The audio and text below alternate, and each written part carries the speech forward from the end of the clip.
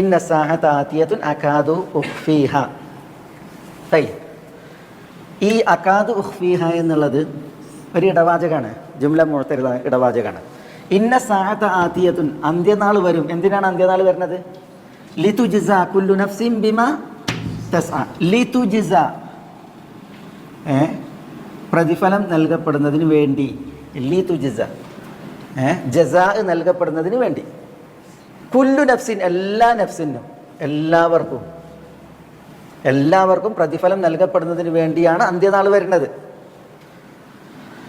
ബിമാ തസ്അ, ബിമാ തസ്അ എന്ന് പറഞ്ഞാൽ ബിസഈഹ എന്നർത്ഥത്തിൽ. ബിസഈഹ, മ എന്നുള്ളത് ഇവിടെ മസ്ദരിയ എന്ന് പറയും. അതും തസ്അ എന്നുള്ള ക്രിയയും കൂടുമ്പോൾ ക്രിയാധാതുവിൻ്റെ അർത്ഥമാണ് സഈ. സഈ എന്ന് പറഞ്ഞിട്ടുണ്ടെങ്കിൽ പരിശ്രമം, അധ്വാനം. സഈ അവിടെ ബിമാ തസ്അ എന്ന് പറഞ്ഞാൽ ബിസഈഹ എന്നർത്ഥത്തിൽ, അതിൻ്റെ അധ്വാനത്തിന്. ഓരോ നഫ്സും അധ്വാനിച്ചതെന്തോ അതിനനുസരിച്ച് ലിതുജ്സ, അതിന് പ്രതിഫലം നൽകപ്പെടുന്നതിന് വേണ്ടി ഇന്ന സാഅത ആതിയത്തുൻ, അന്ത്യനാൾ വരും. ഇതാണ് പറയുന്നത്. അതിനിടയിൽ അല്ലാഹു സുബ്ഹാനഹു വ തആല ഒരു ഇടവാചകം പറഞ്ഞാണ് അകാദു ഉഖ്ഫീഹ.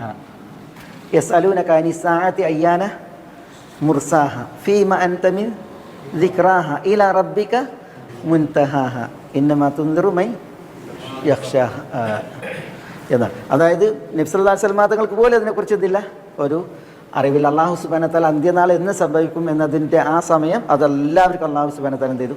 മറച്ചു വെച്ചു, മൂടി വെച്ചു. പക്ഷെ അല്ലാഹു സുബ്ഹാനഹു വ തആല അന്ത്യനാൾ എന്ന് സംഭവിക്കും എന്നതിൻ്റെ ആ ഡേറ്റാണ് മറച്ചു വെച്ചത്. പക്ഷേ എന്ത് ചെയ്തിട്ടുണ്ട് അല്ലാഹു സുബ്ഹാനഹു വ തആല? അല്ലാഹു പറഞ്ഞില്ലേ ഫഖദ് ജാഅ അശ്റാത്തുഹ, അന്ത്യനാളിൻ്റെ ചില അശ്റാത്ത് വരും എന്നുള്ളതാണ്. അന്ത്യനാളിന് ചില അടയാളങ്ങൾ വരും. ആ അടയാളങ്ങൾ ചെറിയ അടയാളങ്ങളുണ്ട്, വലിയ അടയാളങ്ങളുണ്ട്.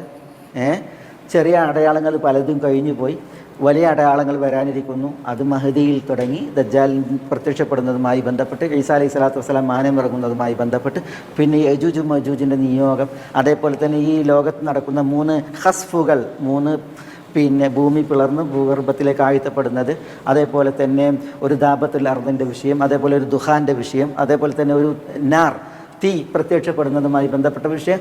പിന്നെ ഇങ്ങനെ ഈ അന്ത്യനാളിൻ്റെ വലിയ അടയാളങ്ങളുണ്ട്. അതേപോലെ തന്നെ അതിനു മുമ്പ് കുറേ ചെറിയ അടയാളങ്ങളുണ്ട്.